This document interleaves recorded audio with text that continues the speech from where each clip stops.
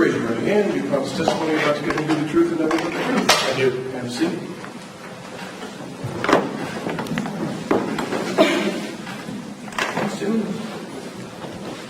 Would you please state your name, John Turbette. where you work at? I work for the Iowa Department of Public Safety's Division of Criminal Investigation. And how long have you done that? 18 years. How many years have you been in law enforcement? 18 years. All those have been with the DCI as a special agent. What was your work experience prior to the DCI? I worked in a law firm, What were you doing there? basically a clerk. So I had started before I went to law school, during, and then a little bit after. Can you describe your educational background? I have a Bachelor of Arts degree in political science and a law degree from the University of Iowa College of Law. Now, what is it that you received a law degree? What is it that made you go the route of being in law enforcement? I get asked that a lot. I had wanted to be a police officer from as far back as I could remember, and wanted to be able to help people that couldn't help themselves. Can you describe briefly your current duties? So inside the DCI, I'm assigned to what we call the Major Crimes Unit. I'm basically a plainclothes detective, a special agent, and I assist local law enforcement, police departments, county sheriff's office typically. Tend to work a lot of felony level cases, but also officer-involved shootings and public corruption. Now, we've already heard from Agent Teal some more specifics about what you do within DCI. Are you in the same zone, the same office as Jim Teal? Not the same office, but the same geographic zone, so we both cover the same 29 counties in Iowa. And what kind of hours do you work? We're on a 24/7, 365-day-a-year call-out unless you're on a scheduled vacation day. So we have days that are pretty normal business hours, but given that we're on a constant call-out schedule, there are nights, weekends, holidays, so it's a little all over the place sometimes. And what type of training do you have to be a law enforcement officer? I graduated from the state of Iowa's basic academy, the Department of Public Safety's academy in 2000. That was a 19-week academy at the time. And since then, I have ongoing recertifications and training annually, sometimes more than annually, in firearms, defensive tactics, driving, CPR, and some other things as well. And you yourself do a lot of training of other agents and officers too, correct? Yes. All right, I'd like to talk to you about August 30th, 2017. You were called out to assist with an infant death investigation on that day. Yes. Can you describe for us how that came about? We happened to be at a zone meeting, which would be with my colleagues in the northeast part of the state.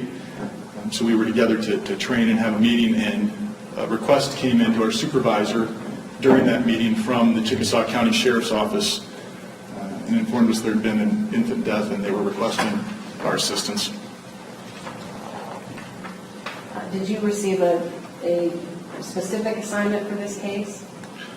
So I, along with Special Agent Jim Teal and Special Agent Chris Calloway, were dispatched to Chickasaw County, and I was designated as what we call the case agent for the DCI.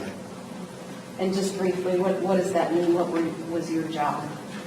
So when we get sent to assist, one of us gets designated as case agent. That's the primary point of contact for local law enforcement with the DCI. As case agent, you would meet with the local law enforcement point of contact and determine what, in fact, they need from the DCI. And then I try and assess how we can best provide those resources, and then I help assign leads, make sure officers complete those leads, and document those leads. And does your level of involvement depend on which county you're in and who you're working with in local law enforcement?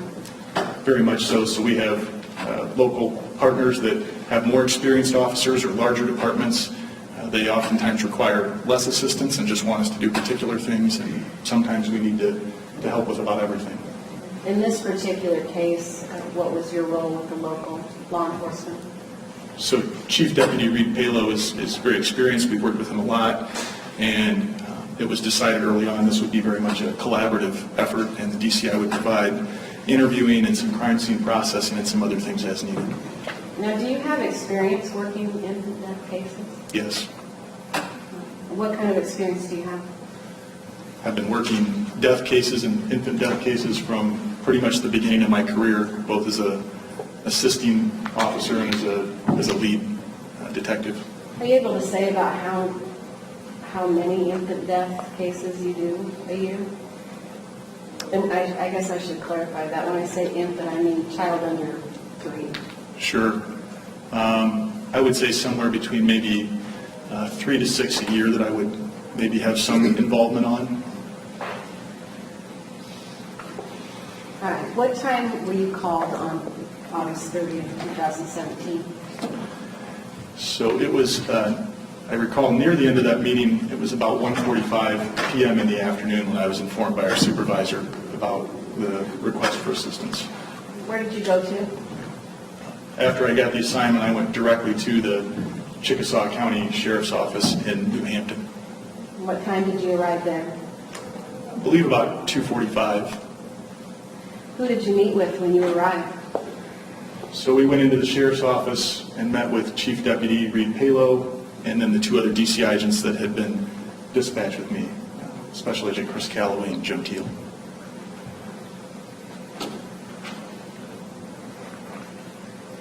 All right. Did you provide specific tasks for certain people to do? So Chief Deputy Palo and I talked about initial assignments. We assigned Special Agent Jim Teal to write a search warrant, present that to a judge, and then process the apartment where Sterling had been found. Special Agent Calloway was assigned to interview the defendant's girlfriend, Sterling's biological mother, Cheyanne Harris. Chief Deputy Palo was going to stay at the Sheriff's Office. There was a number of things that needed to be done there. And my understanding was that some of the deputies had already secured the apartment and were remaining there waiting for the search warrant to be obtained. And what role did you take on for yourself? I interviewed the defendant. When you arrived at the Sheriff's Office in Chickasaw County, was the defendant at the Sheriff's Office at that time? I don't recall if he was there when I first pulled in. I was inside for a short time, and then I was aware at some point that he was outside with his girlfriend, and they were waiting to speak to an officer. How did you approach the defendant?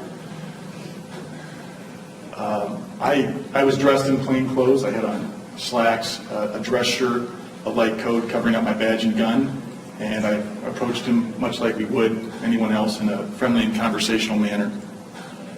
Why do you do that?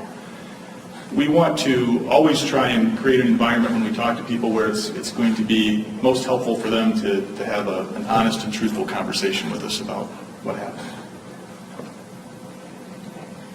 So he was outside of the Sheriff's Office. Did you go outside and meet him out there? I did. I walked outside.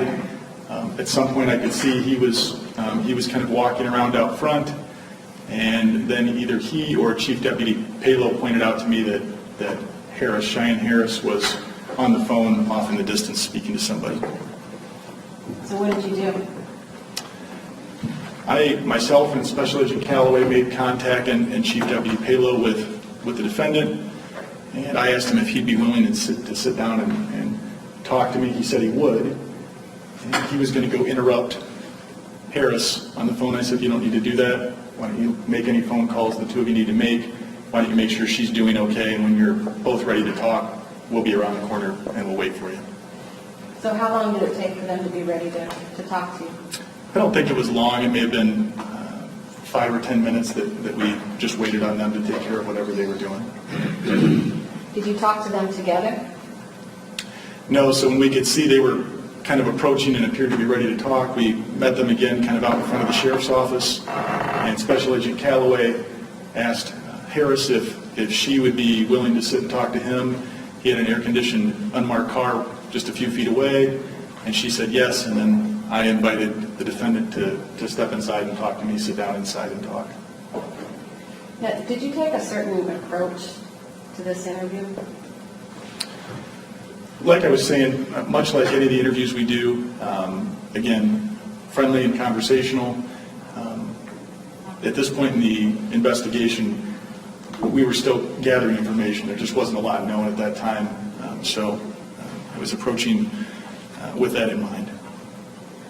Did you ever, during this interview with the defendant, did you ever get confronted with them or raise your voice or anything like that? No. Why not? Especially at this point in the investigation, and all I had was some preliminary reports of what emergency medical services and law enforcement had seen and had observed of Sterling. So as I'm sitting down with the defendant, I don't know what role or involvement he may have in Sterling's death, or if he's grieving, if he's just a grieving father at that point.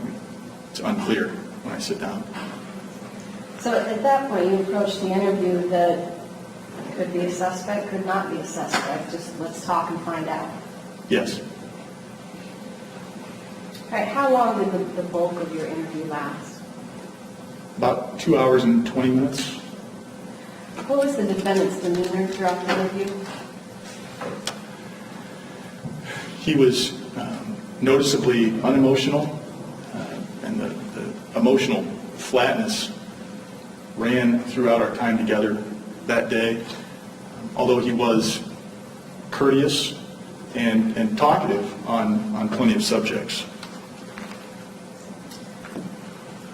I asked you to provide me a drive that would contain the audio recording of that interview, correct? Yes.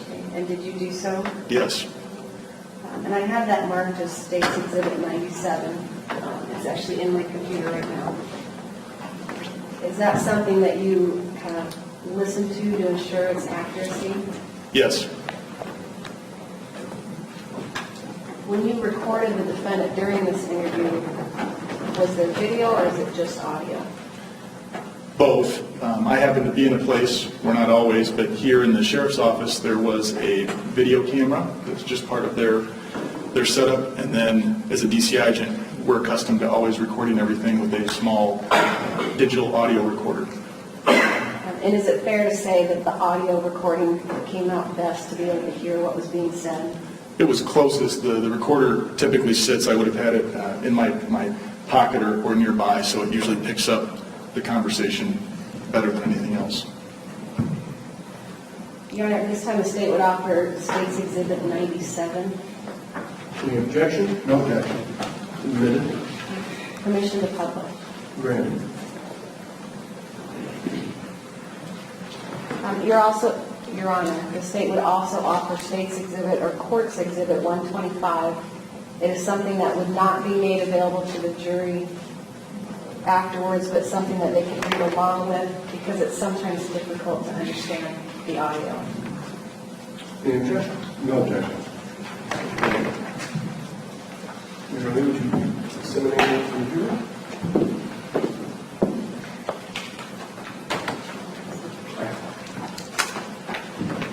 Is there any reason for Thank you. the agent to remain in the jury box? With the audio feed? I mean, in this box? I'm sure I have no preference. You can stay there if you want, the agent, but I'll stay good if that's okay. That's fine. That's fine. so you'd be more comfortable someplace else, you can listen here. Thank you, Your Honor.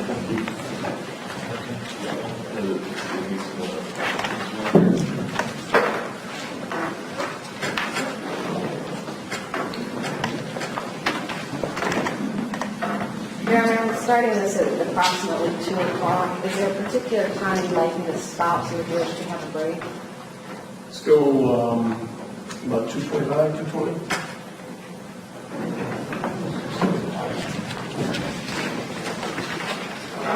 Excuse me, 3:20.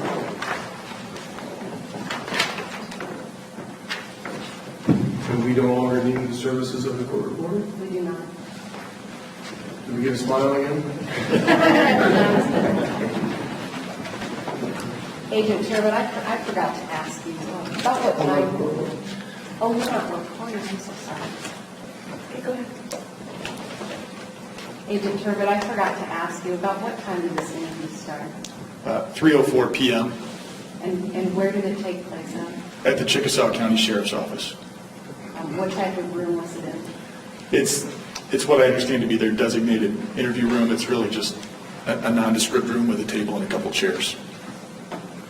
And that's all I have for reporting.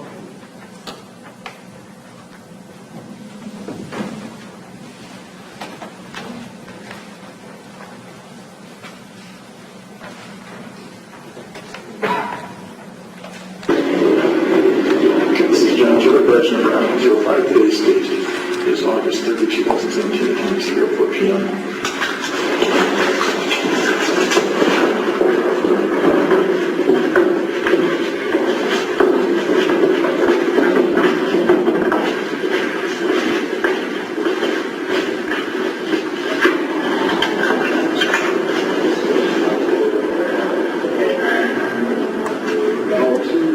Zach, this is Sunshine. How are you doing? So sorry.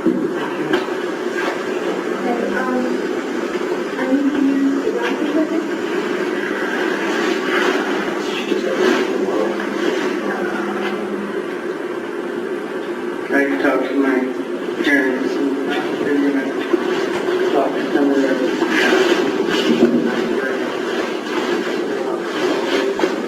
Yeah.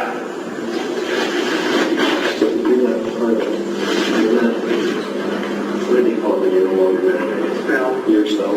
Yeah. Was she doing that? No, she's never been on. The guy used to be there, and I guess that they're not like Amish where they shut me and they get away. I mean, they still care, you know. And your older ones went down. And they're in Oklahoma. Can you hear me now? Yeah, we got many. Back down, so down there going over to the road out there. So you drive? Yeah, drive it for a little while. Then it was time for the baby, she had to be up because she was like the doctor up there. So she came back and I came back a little later. We said so and all of this. Really like the community. They went to heal up and then the guys that took all the work out now. The guy wasn't he gets pretty overwhelming. Yeah. But you have a card or something, I can get you back for that. Oh, don't worry about it. Seriously. I have money for stuff like that. It's still a big deal. Sure appreciate it. It's the first change she's had to talk to her mom. Yeah, you bet, absolutely. Did she just step around? She talking over here? Yeah, no, we can go over there. Yeah, I don't need to. I'll give you guys space. I'll just hang out, Zach, and when you get a minute, maybe can I sit down and talk to you for a second? Just go kind of make sure she's doing okay. And I'll just wait over here. You guys do your thing, Zach.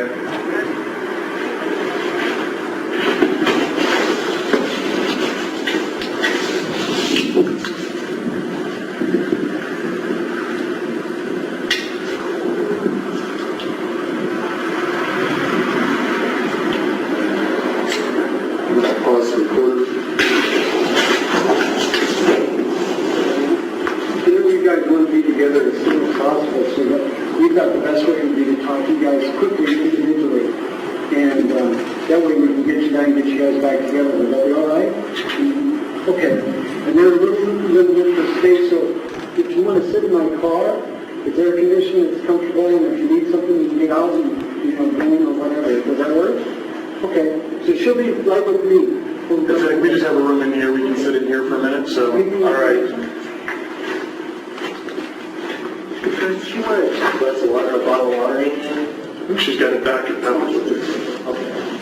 Let's go a little, get a quiet room up here, Zach. Let's go here. So you guys stopped we're able to get a drink and some gas on the way here? Okay.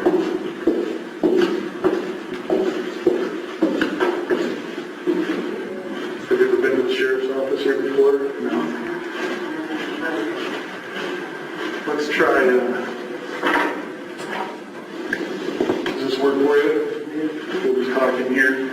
So if you need her at any time, if she needs you, do you have your phone on you, Zach? Okay. Oh, she doesn't have hers with her. Are you okay if I close this? It's okay? There's a little bit of background noise here. Thanks for sitting down with me. I'm so sorry. I know this is, I have children too.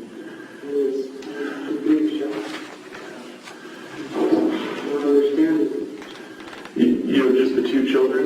You have 3, so you had 2 with Cheyanne, and then another one with someone else? Okay. Okay, that's kind of, I think you were saying something about that outside, maybe. Do you know Reed? Have you met Reed before, the officer down there? He's a real nice guy. He's a good guy. He's been real decent with you. I understand he gave you a little bit of money for gas and sodas and stuff. I had enough gas to get to my work. Yeah. Friday I get paid, and I'd be willing to give me $10 and when I fuel up in the gas station there, so just fill the tank all the way up and make a whole difference. Oh man, that's pretty Overwhelming. That is pretty.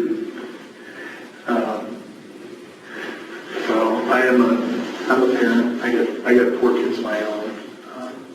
Zach, I've never been through something like that. So, Yes, there's no water, no lights, yeah. I don't understand. So like Chris said, why don't I'm just going to give a little information that just helps us kind of understand what's going on. And Zach, if you need to take off at any time or you need to go talk to Cheyanne, you know the way out. You just go out this door and down the stairs.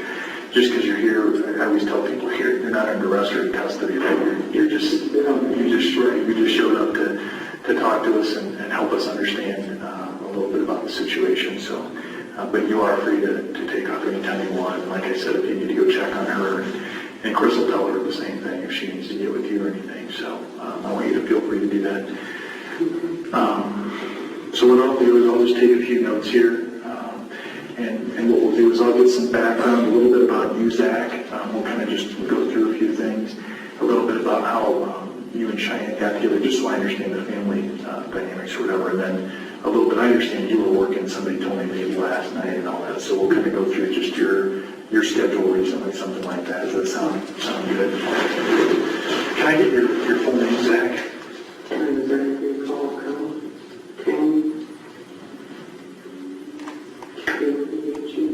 Is that name pronounced different ways sometimes, or is it always the same? It's Kane. Kane? I didn't pronounce it Kane, so Cohen. Okay, yeah, it seems like I've heard that pronounced a few ways. What's the address you're living at? 117 Southfield Cox Avenue, Alta Vista, Park 7. Number 7? It's in Alta Vista.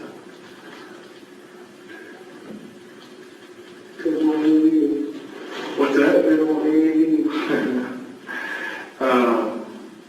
What's your date of birth, Zach? 1016. And how old are you right now? 97. See, I'm not sure. you know you're getting older when you got to start thinking about it, right? There you go. Yeah. Okay. And where are you working at right now? Midget Nuggets.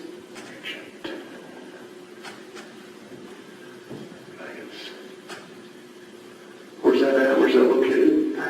That's in Iowa Falls. How long have you been with them? Yes, it's me.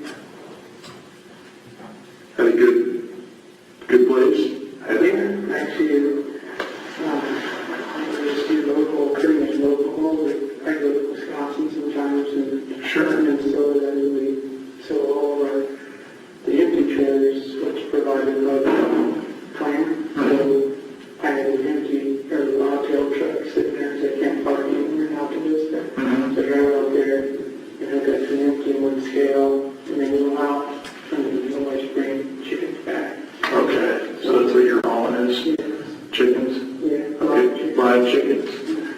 they have a place where they slaughter and do all the processing right there? Right across the street there. Yeah. Simply essential. Yes, I am familiar with Simply. Okay. But Nugent does just the contracted haulers. Okay. Yeah, I just met somebody not too long ago that worked at Simply. They employ quite a few people over there too, don't they? I think they brought a lot of the people from Chicago. Mm-hmm. It's gotten pretty violent there, so it sounds like. Because are they getting some rough element from Chicago a little bit? There's some blacks there and some Spanish beer talking people like themselves. But I'm not violent, they try not to be. You don't seem.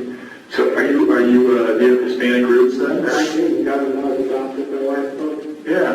I don't have no Spanish. Well, you can't pick it up in your voice, but certainly you've got a dark complexion, right? So, well, you and I know about the same amount of Spanish, then. Yeah, I have Mexican Spanish. Of course, I can understand. I'd be playing Russian, and I'm not really messed up. They'd say, what? In English? So you do know English. So with your position, how would you describe your position with them? Company driver. Have you been driving before you worked for Nugent? How long have you been driving? About 5.5 years, probably. I used to deal with her, and then when I was out in my town, I hauled cattle out there, and we hauled from Canada to Texas, and then from there to Louisiana, and hauled oversized loads out there, and came back. This here job, it wasn't the best paid, but I was home every night. With more family time, I took that sacrifice. Yeah. Okay, so, and you got like what's your licensing for driving? What do you have? Do you have a certain kind of Class A. Class A? Tank radio or something. Yep. Is that pretty tough to get, or It's not too bad. Tank radio. did you, Hazmat. is it? Yeah, Is it? So did you have some schooling or some training before you went after the Class A? Did you? never really know. My dad was a truck driver, or still is. My whole family pretty much was in that. So you grew up around some of that, or so driving a truck was not a foreign thing to you? No. It'd be still in my blood for a long time. Yeah, so it's second nature driving? Yeah. Yeah, I'll put maybe in one of those, man. I piled up. No doubt. There's simple guys. Okay.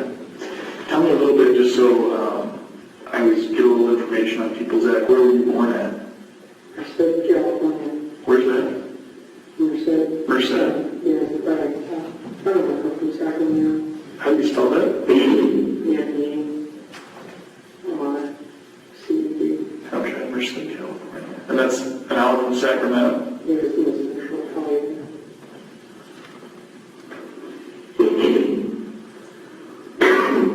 I've got family, my wife's family, in more southern California. Yeah, it's a little nice there. It's nice down there. I do like it. We don't get out there much because I got a big family and it's hard to cart it. As you know, having kids is expensive and carting them across the country is really expensive, so we don't do much of it. But are your mom and dad still both alive then? Yeah. Okay, together? Yeah. Okay.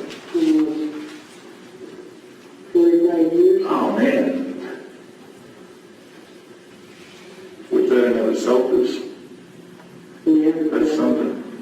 there's something else, but never realized present in service. Really? And that's something. I wonder how many people your age could look back and say that about their parents. I'm guessing almost nobody, right? That's pretty amazing. Do you have good memories, good thoughts of mom and dad? Yeah. Yeah, a good job.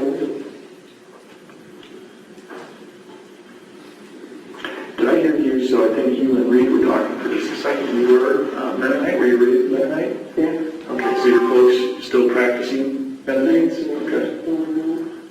That's kind of the reason my oldest son's over there is because instead of going like a public school, they're at Farmington. Go ahead, we'll need to take the calls.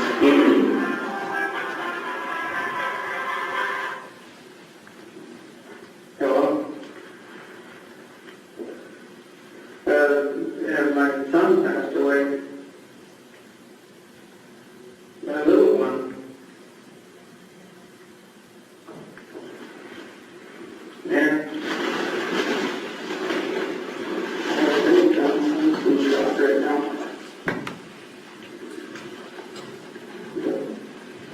Yeah, I'm in an interview right now. I'll give you a call back when I get out. All right? All right, we'll do. All right, thanks. Friends or family? Yeah, guys, I just talk out of it. Somebody still stay in touch with?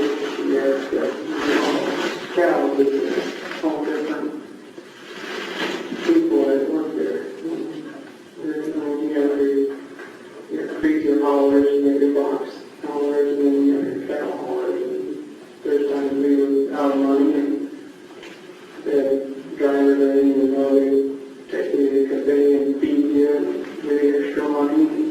It's like a big family. So they took pretty good care of each other, huh? So is that a friend, is he still in Montana? Is that where you were at when you were doing that? Yeah, we lived in Dakota, actually. Does he? Okay. Is he still driving over there? He does still.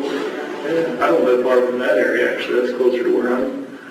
Yeah, they just had a little one too. Yeah. Had some play dates and like I said, it didn't pan out. Hmm. The big man upstairs got every kid. Sometimes he does. I read how you do pretty good. Just so you know, police officer, so. I work with Reed quite a bit. Especially things like this, we just help out. So you had a good childhood. Mom and Dad were Mennonites growing up, and they still are? Yeah. Okay. And I think Reed was asking, I was not familiar with that term, but you were expelled at some point? Yeah. And don't let me ask about, is that a hard thing to talk about, or are you okay? Okay, it didn't seem like it, but how does that happen? So I was 16 in buying some alcoholic beverages, and they didn't like that. So I, expelled because if they would, turn a blind eye to that, to the public, they would say, them don't believe in drinking or smoking, but yet they allow their young people to do it, so they have to, cut it off and that sort of thing. That way I can't say, I'm a Mennonite, but I can do all this, so it's a bad witness. Okay.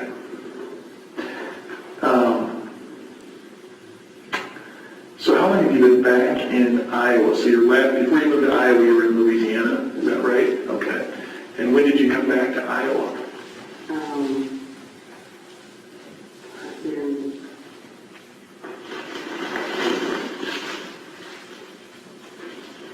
He was born May 1st, but he didn't tell me late April. All I know is that I left Louisiana with 106 there, and I got into Chicago on age 32.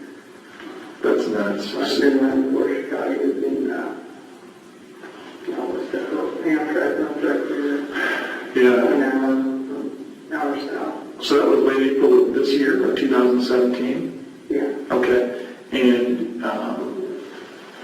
She flew back earlier, a month before that. Cheyanne did? Yeah. And I caught the train coming back.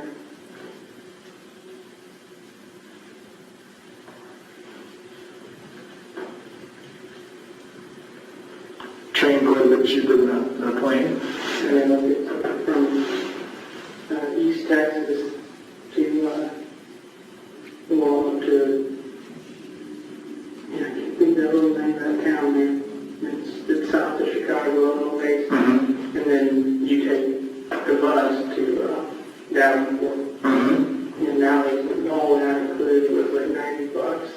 cheap, isn't it?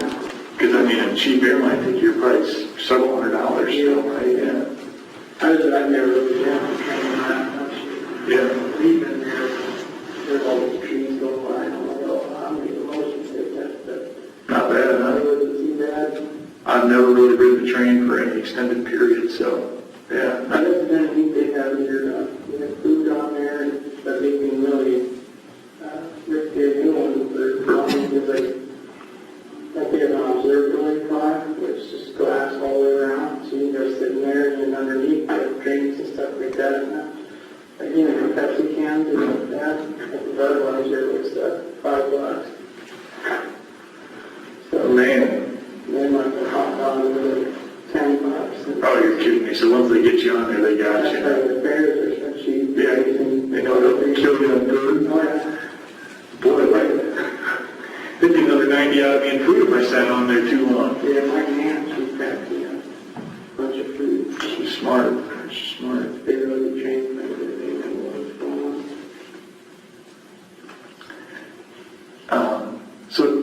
So you were kind of explaining to me, how did you guys decide that you wanted to come back to Iowa? Because your family was here, or what? Is your family here? Did I get that right or not? Are they? My parents live in Oklahoma. Okay. Uncle here, some cousins. But, we came to next other for the job, and like, my whole cow, I was away from my family for probably 3 months at a time. And I said it was time to go on the time, and so I took that job, and I don't have my family anymore. Yeah. That's kind of the reason we enjoyed being away. I mean, we like Iowa and everything, but we enjoyed the different cultures, especially down here in Louisiana. We lived there, like Lake Charles, Yeah. and then go down to the Gulf and New Orleans. And You bet. So you were born out in, how'd you say it, Merced? And how long did you stay there? Did you move from there? yeah, I was adopted Okay. there, and then probably another one, maybe one or two when I left.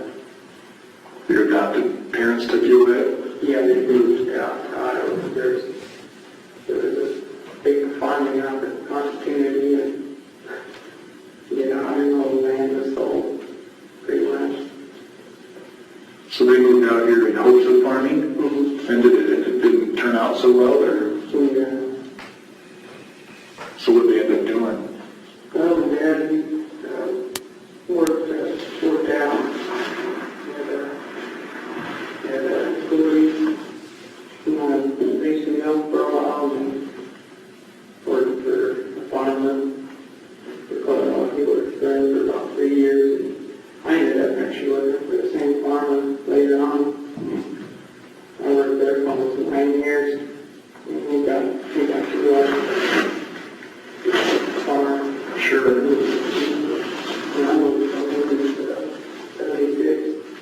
So bouncing around and working, people would get up at 5 in the morning and go to bed and then go into the house around 9. So, Man, isn't that crazy? you kind of know when the game starts. Seems like that means. Around 9. Yeah, that's him, huh? Start farm, yeah. Man. Some of those little boys, man, those little farmers, they're tough guys, aren't they? They just keep going and going. I've seen him work on the tractor, they actually is on the top platform or whatever, and tell him about they put down and went on his face and got back up and brushed himself off and kept working. Man, and that's something. They don't make them like that anymore, man. Okay. So you moved from California out to Iowa when you were about 1, you said? And then where did you move to in Iowa when you were young? So this is the same answer. Okay. Well, then, you know the Trauma Park? Yeah? If you just go up that road to the intersection of 218, there's a railroad tracks for you, 218. Mm-hmm. So when you come up this way, you come on, and then there's used to be a big white barn. Mm-hmm. That was up on this way. Okay. And how long did you live there for? Oh, probably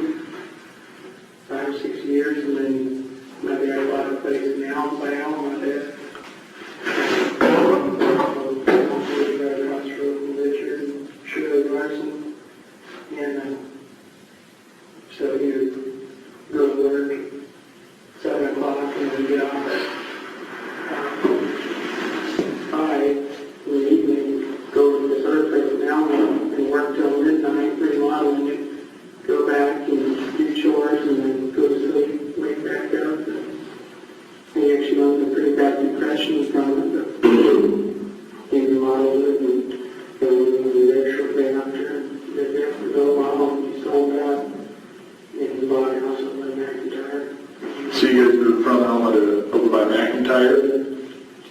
I've been in the 90s, and then, after that, we lived in McIntyre in 2004. Our place burned down. In McIntyre? Yeah. All we got is clothes and bags. Did you have insurance on that, or? Yeah. So they built new and the job off around Oklahoma. And a lot of our company moved out there to thrive out there, and there's really good opportunities out there. So eventually they'll filter over there, and I decided to stay back. When did they move out to Oklahoma? When was that? It's been no, it's been maybe 4 months, 4 or 5 months. It would have been 2015, 2016. When they moved? Yeah. Okay. This is in the winter time, I know that. Okay, so sometime during that winter in 15 or 16 in there? Okay, but you did not go out there with them?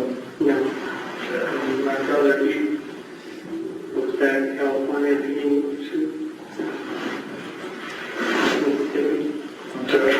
and my other brother was in Texas, and he moved to Mississippi as well. Okay. So your folks were in McIntyre in Iowa up until 2015 or 16 when they moved out to Oklahoma? Yeah, he worked for GSR. Okay. My uncle owned the trucking company, and then they moved. He decided to move out there, so trying to get loads up here, you know.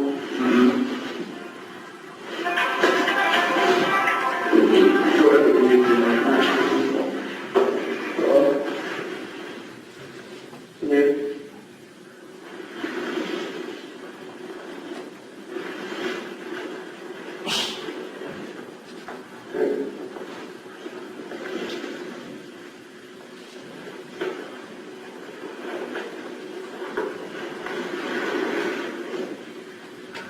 Yeah, if you wouldn't mind.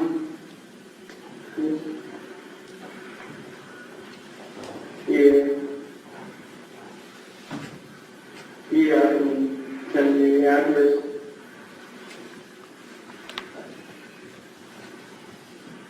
All right, sure appreciate it. Okay. Thank you. somebody open now.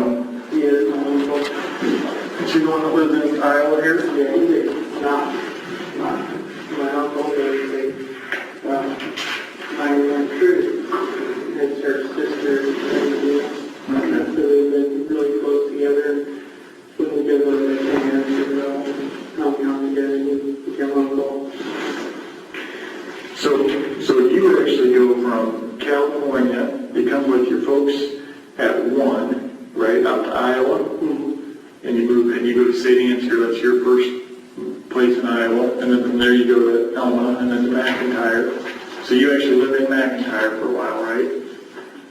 Just outside of them. Just outside. How long do you live in McIntyre? How old are you when your family's living in McIntyre? I would have been, I went there when I was, I would say, 10 or 12, and then I lived there up until my teens. I moved out when I was about 16. I told him I wanted to try living on my own. So he got me an apartment when I was 16. I had a pretty much full-time job when I was 14. Were you doing school still? Yeah, I take my schoolwork with me, and that whole slurry that in big green tanks, four big tires on each side. Even though they got the big full-drive tractors, and I run around, but I take my work with me, and keep me inside of school. The teachers' wages to pull me out of there.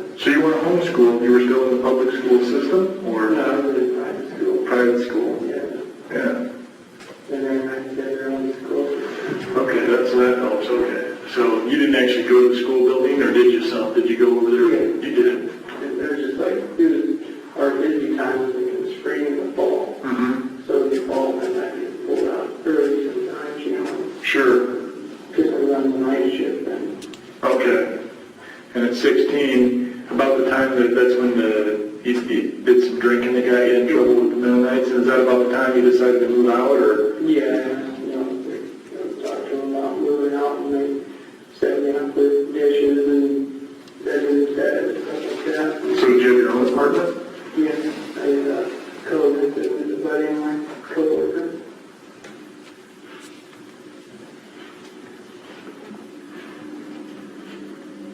So did you end up getting your high school diploma or a GED? Did that I never did. pretty close, or? Yeah, I mean, I don't know why they don't do that, because, I mean, in like 8th grade, when you graduate, but in 8th grade, we're taking 12th grade curriculum. Are you really? So the Mennonites are actually ahead of the schooling curve? I mean, they're doing more? Like in kindergarten, you're doing like simple addition, Really? things like that, you know, I mean, Yeah. colors and numbers you're doing at home. Yeah.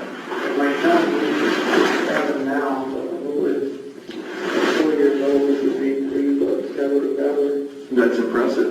and I guess a lot smarter than an old man, but, Yeah. I mean, I don't know, I think if I would not played with school and school, you know, and buckled down and learned, I think it would have been pretty far, and because my friend of mine, he was a classmate, he actually went on to get his GED and then went to Miami. Mm-hmm. And he ended up, his medical field, he ended up teaching a professor. And that's something. And I heard about it, and they pulled him out of there and sent him up there. And that's something. So it's a pretty good school system that the Mennonites have. Do they work harder or longer, or the teaching just is a better methodology, you think, how they teach? Or? I don't know, I mean, I think they started out younger. They started out in the 1st and 2nd grade, you're starting your algebra already. So, I mean, they cram a lot in their head, but just They're pushing you a little faster. That's something. Huh. So did you, at 16, about that time too, did you quit going to school then? Or was I that, graduated at 14. you did graduate at 14? When do you, in the Mennonite school, do you stay in that system when you usually graduate? At 14. At 14? And then do people usually go on from there, or would They can, if one of the people get their GED. yeah? Like in California, that's different. They go to 12th grade there. This is older man before you go on. Is it? Yeah. I wish it was here. There's so many jobs you can't get. Sure. You know, GED Yeah. or high school diploma. Do you, so you were a Mennonite, you were raised in that faith, right? And I don't know, I probably don't understand the faith that well, but you said you were expelled.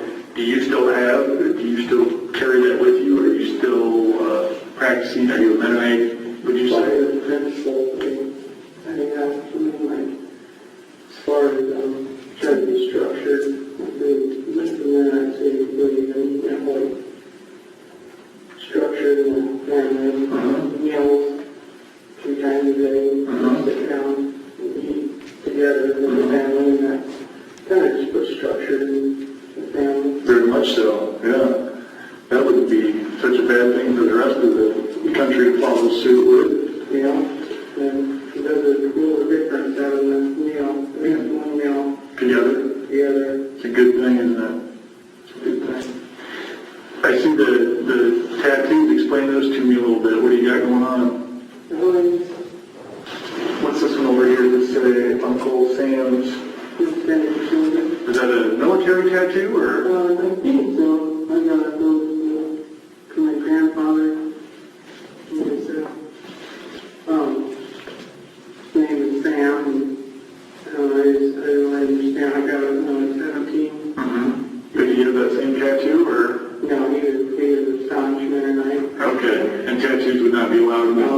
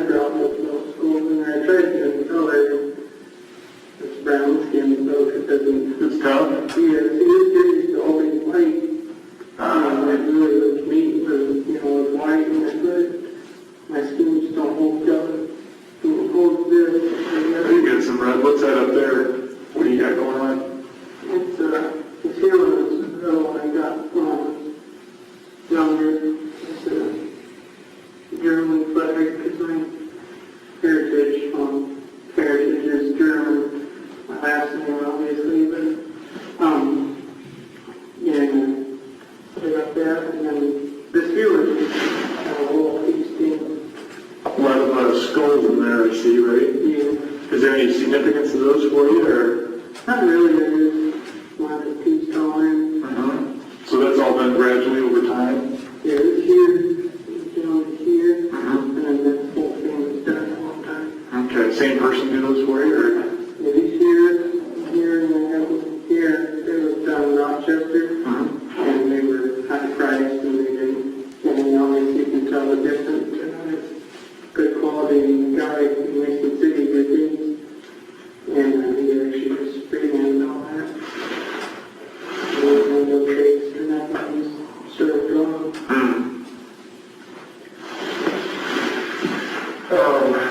Okay, and so tell me about, so you're working pretty much full-time at 14, you graduate from the Mennonite school, right? But you don't have your GED when you graduate, is that right? Okay, and that's typical when you graduate, you don't technically have your GED? Okay. And then do you do any more schooling after you graduate, or is that it for school? Then you're just a working man? Pretty much. Okay, and again, you have been since then. Have you been gainfully employed since 14, since you graduated? Yeah, and I was all over work for probably 2 months at most. Okay. But I had saved up, coach and do that. Okay. And when did you meet Cheyanne? Oh, it's been,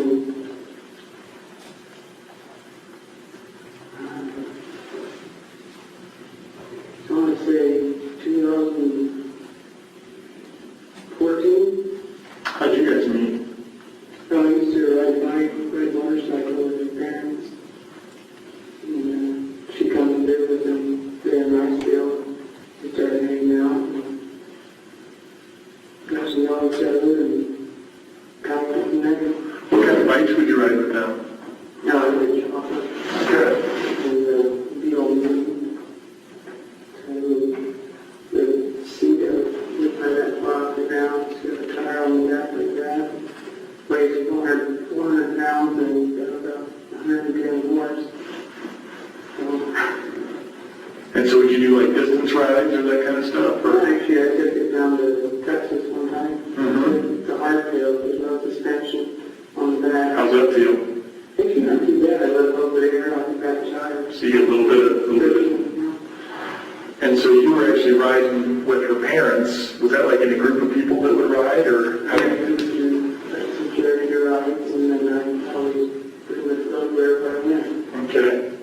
And did you kind of meet them through the charity rides, or? Yeah. And then was she not living with them initially, or did you say she came back, or how'd you end up there? You just met her through them? Is that? She started hanging out there, and then I started living there. You started to live with them? No, she started living there. Okay, so she wasn't living with her parents at that time?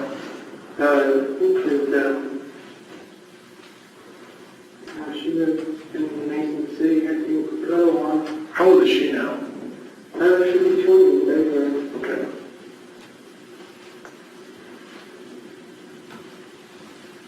And you guys aren't married, right? Okay. But you've been together since, you said about 2014, so would you say it's about like 3 years or so? Is that about right?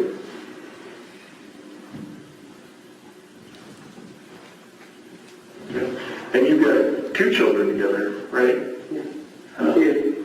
Yeah. And so your oldest is how old? And my oldest is my daughter, with her. Right. She's born November 8th, 2015. What's her name? Nala. Nala? And like the Lion King. Yeah, Nala, that's pretty. Is that N-A-L-A? How do you spell that? You said Nala Renee? And what was your son's name? Sterling. Daniel. Where'd you get that? Actually, it was Sterling about the cartoon, Sterling Market. And Daniel, my brother's name. Okay, so I paid a tribute to your brother with that. Yeah. When was Sterling born? He was born May Day. He was May Day,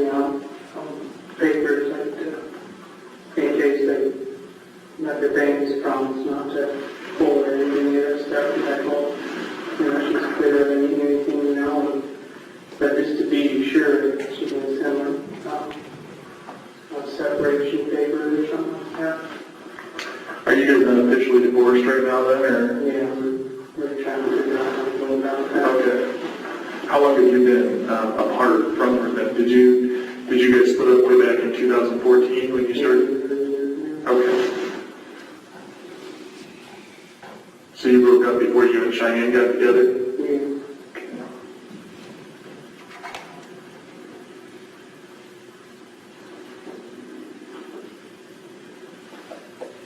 What's your boy's name? What's Sherry? Is that C-A-D? C-A-D-E-N? K-A-D? Dean? I was wondering if that was Dean Star Gray that we Yeah, he always liked going out to the farm, working the tractors and stuff. When he was probably 3, I don't know, they all built, we had a big tool out tractors, and we just did a 25-foot roller, big rollers, and he was able to run that thing by himself. When he turned the wheel, it's IGT transmission, so you have to use no clutch or anything, but yeah, he was out there, just turn it around and get it straightened out and hit the auto steer. Isn't that something? So you and Sherry still talk? That's still, okay. I was out there just last night. And you're trying to figure out if you guys were working on getting divorced? Yeah. Is that a little bit of a financial issue, having the money to get all that done, or? Yeah, it's not sure how to stuff like that. Okay. But as far as holidays and stuff like that, Shy usually tends to have her family like over bigger mine. Yeah, there's no animosity, kind of respect. I try not to bring her around where my other son's mom is. Sure. Fighting and Does Kate never come stay with you? general. No? Not lately because I'm in school now with her. We got to steer on his back.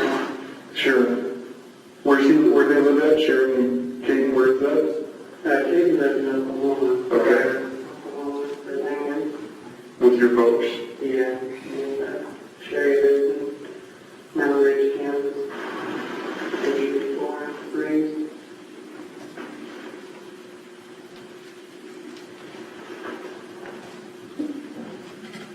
You say, was it Mountain Ridge? Mountain Ridge. Mountain Ridge. Since the movie.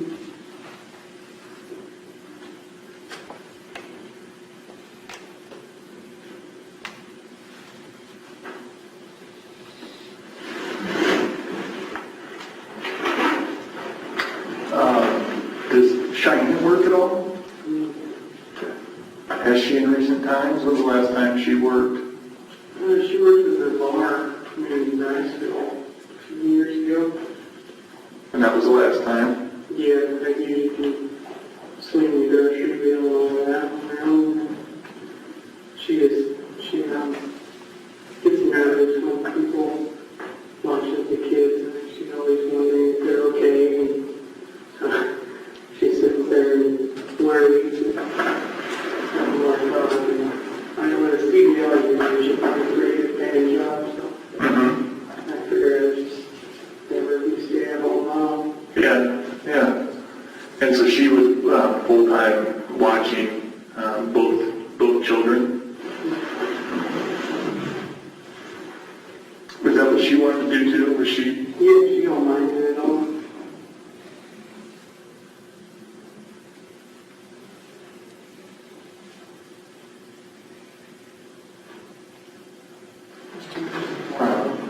Did she graduate high school? Is it me or is it getting warm in here? Can we try it with the air conditioner, see if it works?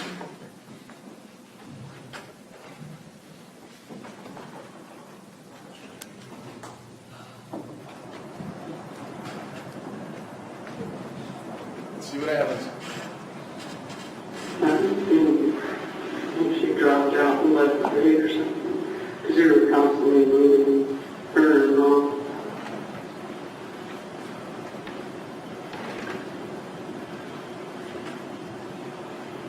And they were she was in the spring school. And pretty encouraged with bullying and stuff like that. She just couldn't do it. Where's she from originally? She is born and raised in that area? Was she born and raised in that area? Is that where she's always lived?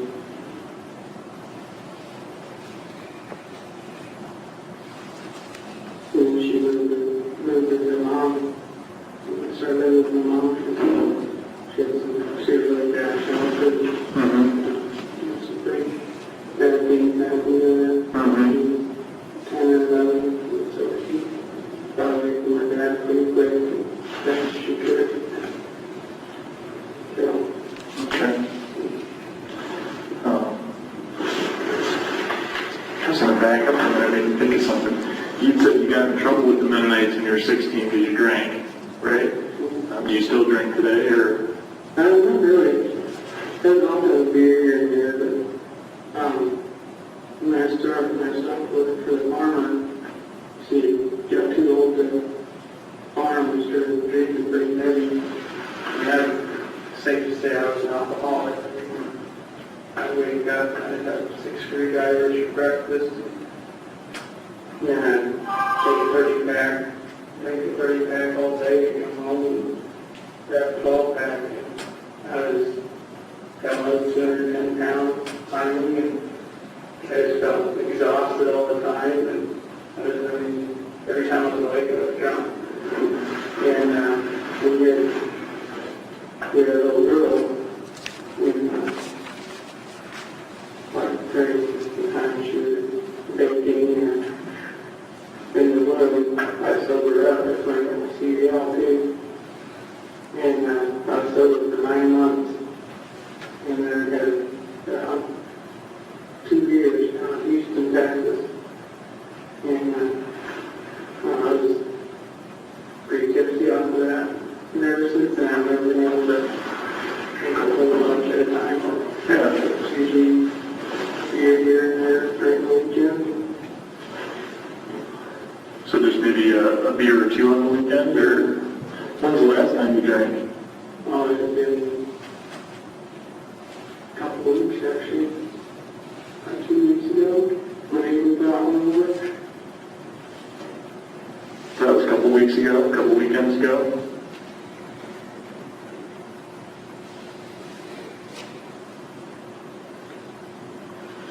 You just had a beer with your neighbor? Yeah. I think he's been here before. Has he? Old Mr. Flowers, Do you like him? Did the black guy, he's laying on there. you get in a little trouble, or? But he goes that way. And Miami County, I told us that if you tell them that, you're going to get the picture. And he was on, he's in Chicago, you know. I'm like, he's 2 weeks, I bet you look at Wade Mentor's job. So he works over in Fredericksburg at the grain place. Sure enough, he's waiting there in the parking lot. He needed to go to work. And took him in. Do you ever, you do any recreational drugs at all? Do you ever mess with that a little bit, like marijuana or anything like that? Back in the day, about 17. Okay. It is, I like to throw up on it, because I've gotten caught so bad. But yeah, I stay away from that, especially with CDL, because you can't live that mountain hard work. So has it been literally since back when you were 17 that you did something like that? Yeah. It's been a good thing. Job. Makes sense, that's a good decision. Have you ever done anything else besides marijuana? Did you ever try anything else? Nothing really hard. Okay. Okay. So it's been literally like 10 years or so since you were Yeah. having any marijuana or anything like that, or any kind of recreational drug. Do you, with the drinking, I was thinking, do you have any medications or anything you had to watch out for when you're drinking that much, or you never had? Never really done any medication. Never had anything prescribed or anything? So you didn't have any kind of physical or mental diagnosis or something where you'd have to get prescribed drugs to help you out, or no? Okay, so the alcohol you never had to worry about. Because sometimes they don't play nice. Yeah, that's it. I was thinking, I couldn't, that's a lot of alcohol that you were drinking. And I was like, man, you really couldn't. It'd be hard to be given prescription medication. That was pretty much my prescription. Yeah, I suppose so. So you've never been haven't really had a prescription medication or anything? Okay. Do you have any medical diagnosis of any kind, or have you been diagnosed with any kind of medical condition or issues or anything like that? No? Okay. Do you see a doctor regularly? I know. One of the last thing is the physical things and contract with it. Okay. When was that then? In 16, This year? And was that the job? Yeah, well, my medical card expired on the 17th, so I had to go to his family and get that updated. Otherwise, he would have reverted my license back to, non-commercial. So that's with your commercial licensing, you have to have that periodically updated?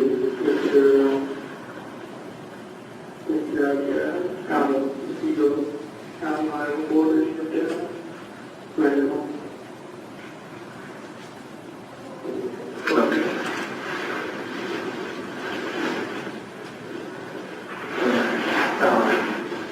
Doing okay? You tired or anything? Did you get some sleep? I know did you work a night shift last night? Yeah. What was your shift last night? I left the house around 5 in the evening, and the catch crew was a little slow, so my appointment was at 8:30, and I didn't get things started loading me until 10:30. And when I was finally loaded and ready to go, it was 12:30, or 12:10. And then I come back to stop at the old clear lake and go back to the plant around 3. And I was looking at the trailer and raise the road, get the chicken air out, and then I sat in my truck and did some paperwork. Catch up with the mini logs, not the driver logs, but even the get to fill out a sheet every time we take a load, so the company knows it's the truck and stuff. Sure. And so I did a couple of those, so it'll be nice a little bit. And when I went home, What time did you get home? I'll say probably 11 or the 4th hour. Okay. So, is that like 4:45 or a little after? Yeah. Around 4:45. And do you go to bed right away after a shift like that? Like, you walk in and are you in bed like within a couple minutes, or? Play an hour maybe. Play one of the games on my phone, matching your rolls and stuff. Got pretty put down that and play that, and I fell asleep. Okay. So do you go into the bedroom and do that, or are you out in the living room, or where do you do that at? Okay. Do you eat when you get home, like last night? Did we eat something? That's always good, isn't it?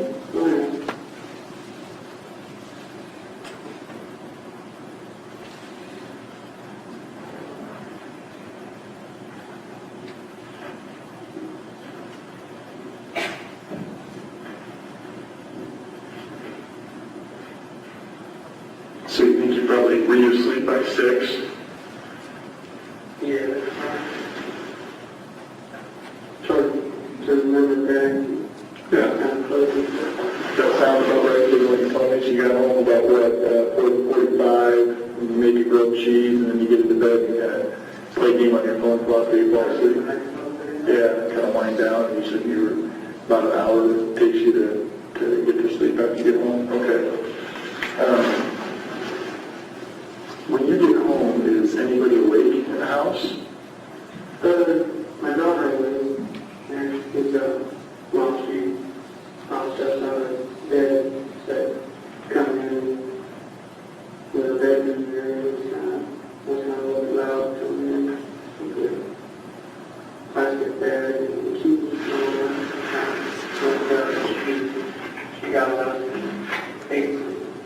like software. Okay.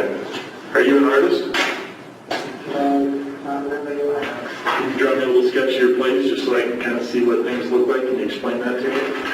I'll give you time here. So just, you can start, give yourself enough room so you can draw a good size, but so you get kind of an aerial view where you show me the door and the different rooms and stuff. Can you do that? Then you can kind of show me which rooms are which, so I'll help you a little bit.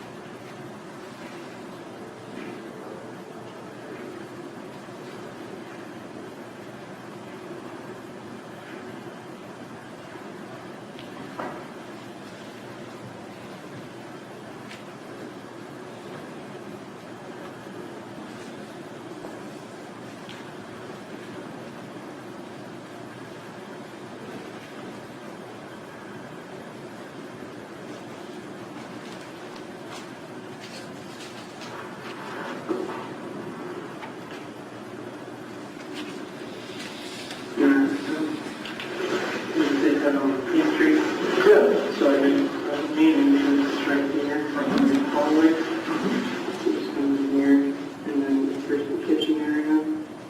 This is the living room area here. The bathroom is here. And then the baby's room is here. And this would be her room, so there's like a little nook in here. It's a closet area here, so you come in like this. The bathroom door's there. Our bedroom door's here. Baby's room is there. So can you maybe put a little line out on the side, but put like baby's room, but you choose just so I know whose room this is, yeah.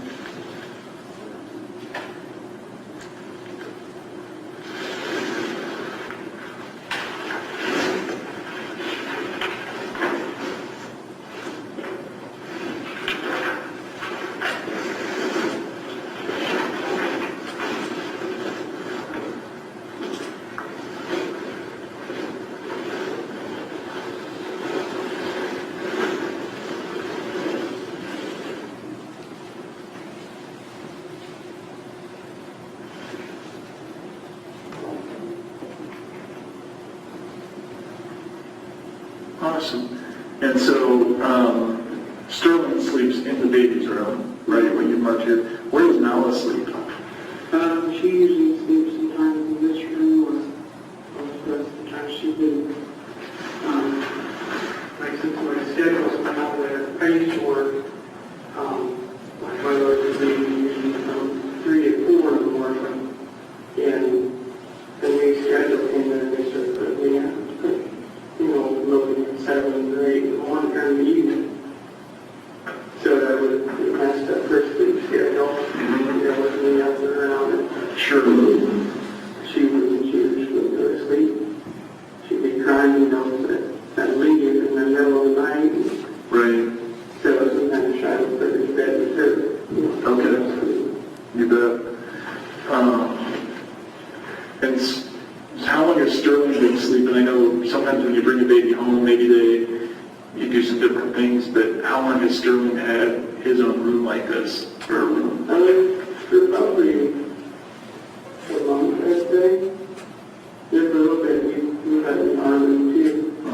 Like all the kids. It's a new house, and everything's different. And so that way we all kind of were together. And, how long have you guys lived at this place? I would have been part of May, I'd say, somewhere in there. I lived in the East, but Late May, I think? yeah. How's the rent there? Is it pretty reasonable? Seems pretty reasonable, doesn't it? Not bad for a little like me. How are you doing money-wise? Are you paid every week or 2 weeks or? How do you do? We get some bills come out, so we're kind of stretched thin for money, but Yeah. usually it's not too bad. I mean, you usually have $400 or $500 left over, you know, for groceries, which is about $130, and then the leftovers, I usually try to get the kids something nice, and then we go out and have a dinner and go out in the town, Yeah. and the rest just kind of floats us through the rest of the week. Yeah. So that's every 2 weeks you're getting paid? Yeah. What do you make from, what's your check? Is it the same every 2 weeks or does that fluctuate? Pretty much. I mean, like my boss helped me out with some lines, so they took a little bit off here and there. Yeah. You know, A little payback? Yeah, paying that. So, I mean, I don't know, I'd average about maybe 1,000 a week. 1,000 a week? Yep. I'm not doing 2,000 for the 2 weeks. Yeah.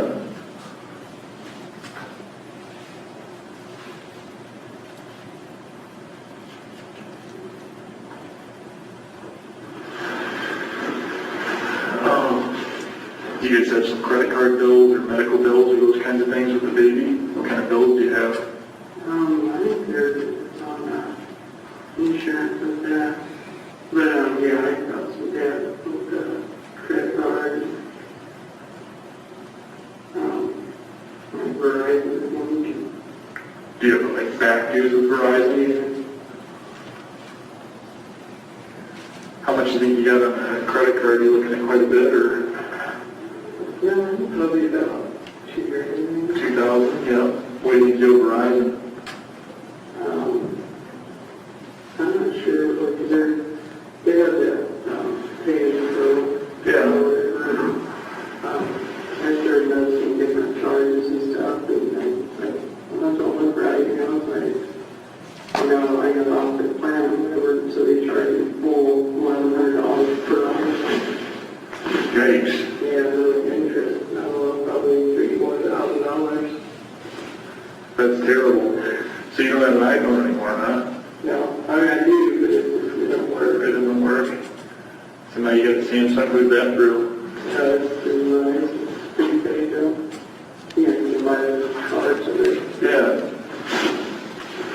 Do you like the Samsung phone? It's not good. If you're on the internet or something, it's pretty hot. Is that a Galaxy? You know, it's just a cheap one. Okay. I mean, it's a jam one.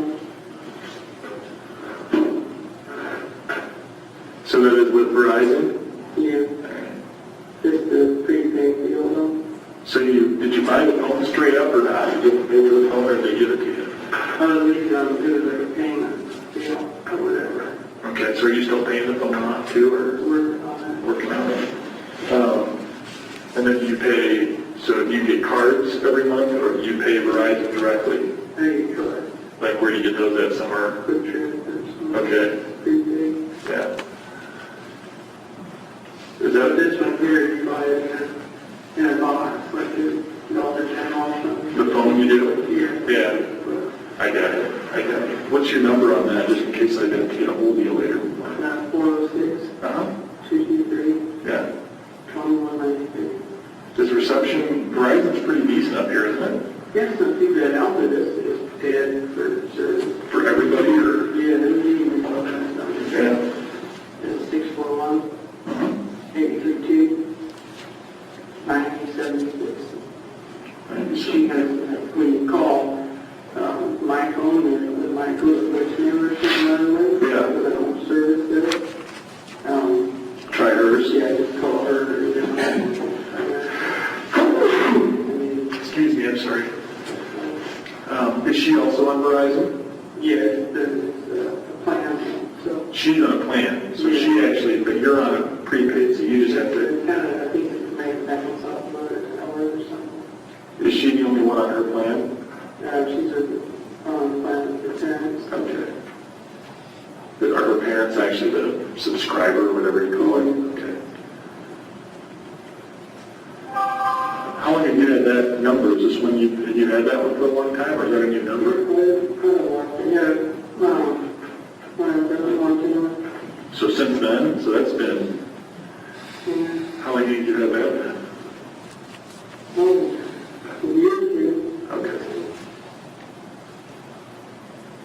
is Shy, do you call her Shy or Cheyenne? What do you call her? How long is Shy had this number? Has she had that one a long time? Yeah. Like years or? Well,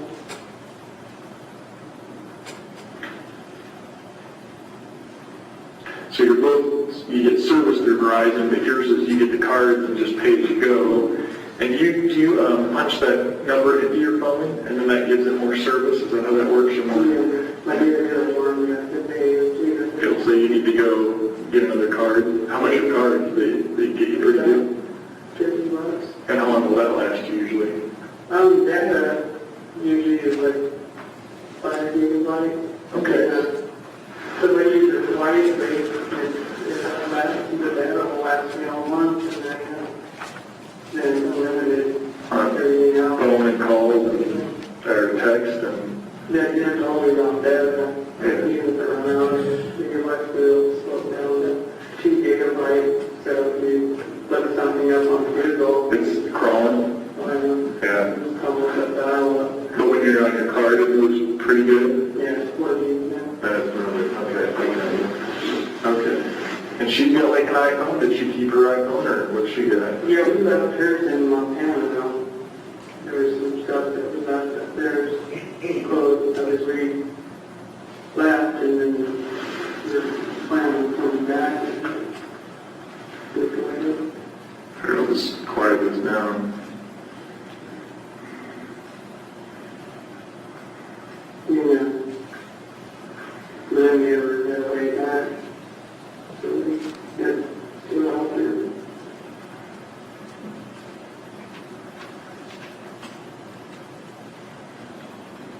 Sorry about that. These darn things are always go, aren't they? Yeah. I mean, crazy. And so, her phone right now, did you say it's back in the apartment, or where is it? Yeah. This one, she just left it there when you guys came over. Okay. And do you guys have a house phone or just the 2 cell phones? You don't carry 2 cell phones, do you? Sure. I carry 2. Can you believe that? There's nuts. I do sometimes because I get my iPhone address is on my iPhone, so I hotspot with that one. Yeah. So when I get back, I get, it's a little faster and easier to run because I used to run my iPhone and like when I go on browser and maps and stuff like that, it's a lot easier. What color is your iPhone? Yeah, silver. Okay, kind of. I like the silver one the best. Yeah, 2, 6, That's pretty nice. They're at 7s now, right? yeah. They're 7. I can't keep it up. I see they have like, one Sprint is one of my providers, and they have like an iPhone Forever plan. So, they come out with a new iPhone like every year. And you're leasing it, so you never really own your phone, but you can get, I don't do it, but some people do it. You can get a new iPhone every year, I guess. Nice if you can afford it. Yeah. I don't need a new iPhone every year. Very nice. Okay. Okay, so You would have a car, would you? what do you need stuff? Yeah.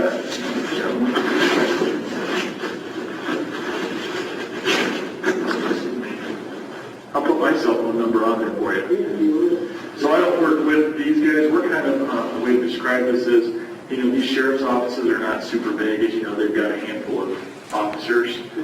And so we basically just, we're paid for by the state. And so we travel and I'm basically mobile. And so whoever has something, if they just need extra something, like a local detective, yeah. So I cover pretty big areas. So when there's like a death or something like that, it would be normal for us just to yeah. And so they would call and just say, hey, we may not have enough guys or whatever, because they have to do all the patrol functions, all the things like bust your buddy, all the things you're telling me about. So sometimes they need help with anything as things pop up, and so they basically have a number they can call, and then, guys like me, so we do this. But I'll put my number down here for you, because you don't want to call this number because I'm never there. So this is just an office number, but I'll put my cell on here, and then you can, if you need to get a hold of me, this is what you do. Can you read my writing there? I sure can, I'll put her in mind. You're kind. So hang on to that, and if you need to get a hold of me in the next few days, 'cause I may get back to you.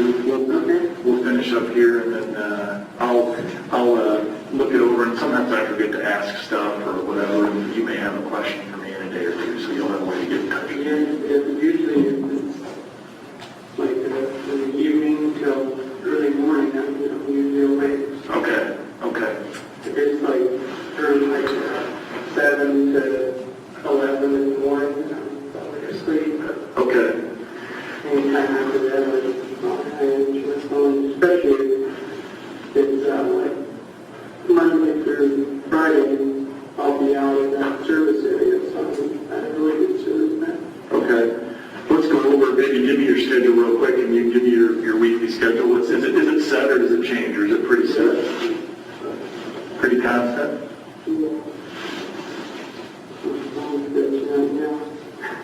Is that because of service issues or power issues?